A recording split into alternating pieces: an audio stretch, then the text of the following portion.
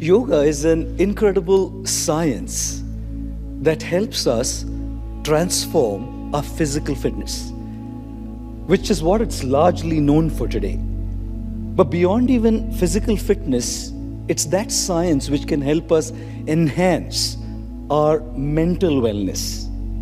But I think even beyond mental wellness, yoga is a science that facilitates the deepening of our spiritual awakening. But to be honest, more than physical fitness, more than mental wellness, more than a spiritual awakening, yoga is a tradition, a culture, a set of values, a set of beliefs that can truly help us deal with much larger issues in the world than fitness.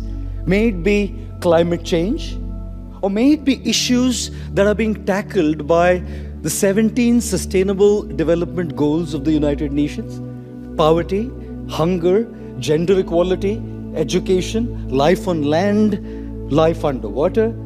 Whatever these sustainable goals may be, yoga has a solution, a proposed solution to deal with these larger problems and challenges that the entire world confronts today.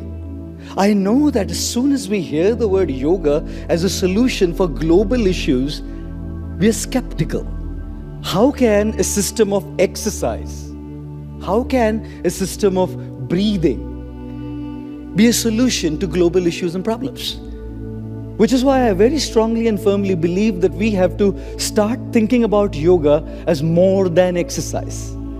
We have to start thinking about yoga as dimensions which has the tenets to offer us solutions to our global problems.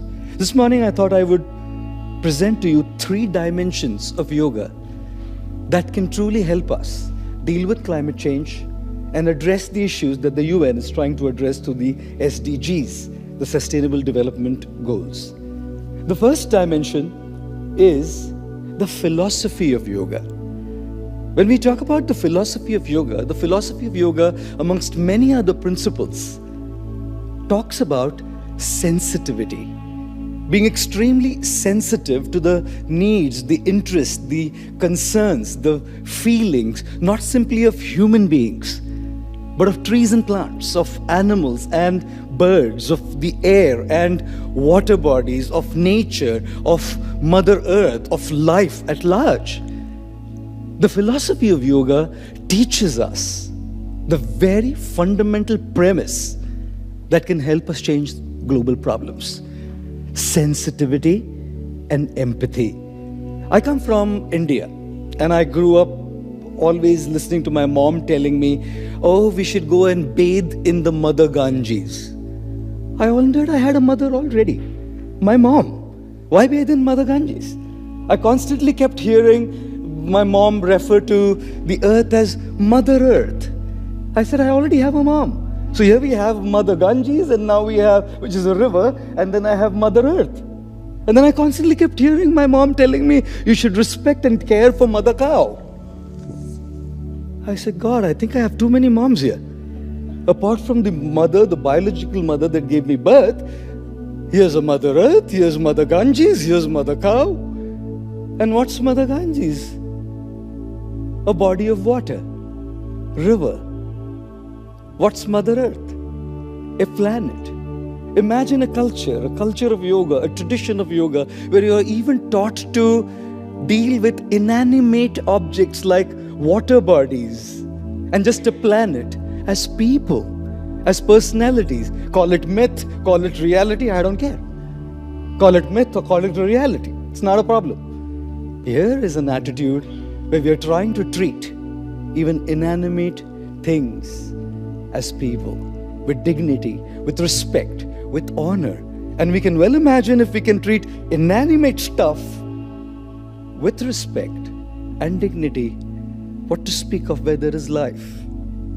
What to speak of trees and plants and birds and animals and polar bears and aquatics And what to speak of human beings, what to speak of a kid in Somalia, what to speak of someone in Siberia, what to speak of sanitation issues in India. We are talking about a philosophy that teaches sensitivity. I mean, they say that things are meant to be used and people are meant to be loved. In the world today, things are loved and people are used to get those things. Not just people. Trees are used to get those things. Not just trees. Animals are used to get those things. Not just animals. Water bodies are used to get those things. We live in a world where we are constantly exploiting the resources that nature has provided us simply so that we can have those things for our mass consumerism. And we talk about climate change, don't we? And which is why the philosophy of yoga is a philosophy that influences thought. Don't they say, watch your thoughts, they turn into words. Watch your words, they turn into actions. Watch your actions, they turn into a habit. Watch your habits, they turn into a character. Watch your character, it turns into a destiny. We are at a situation where are we meant to be destined with about 8 billion tons of plastic in the oceans? Are we meant to be destined with so many species that are suffering extinction? Who's meant to change it? Unless we change thinking, we can't change speaking. If we can't change speaking, we can't change acting. If we can't change acting, we can't change conditioning. If we can't change conditioning, we can't change characters. And if we can't change characters, we can't change the modern scenario. Which is precisely why it all begins with a thought in there. So apart from physical exercise and pranayama and breathing, yoga is a philosophy that teaches us the fundamental premise of sensitivity. And imagine if we can spread this awareness. Imagine if we can incorporate the philosophy of yoga, which teaches sensitivity, beyond any religion or region, beyond any sect or faith, beyond any caste or culture or creed. Imagine if it's a part of the curriculum all over the globe where we actually teach people how to deal with every aspect of life, including inanimate things, sensitively. We probably are then looking at reversing, if not reversing, improving the current scenario that we face.